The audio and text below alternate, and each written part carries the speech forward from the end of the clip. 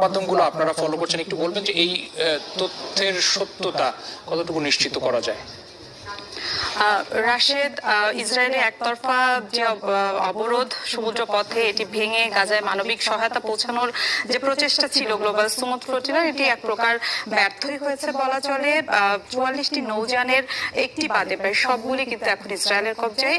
আপনি যেটি বলছিলেন ইসরায়েলের পররাষ্ট্র মন্ত্রণালয়ের তথ্য, এটি শুধু ইসরায়েলের পক্ষ থেকে জানানো হয়নি, ফ্লোটিলার যে ট্রাকার সেখানেও একই তথ্য দেওয়া হচ্ছে। এর মধ্যে সবগুলো নৌযানের সাথে তাদের যোগাযোগ বিচ্ছিন্ন হয়েছে এবং শেষ খবর পাওয়া পর্যন্ত আমরা 3 শতাধিক এই নৌযানগুলোতে থাকা 3 শতাধিক অধিকার কর্মী এবং স্বেচ্ছাসেবক যারা রয়েছে তাদের আটকের খবর আমরা পেয়েছি।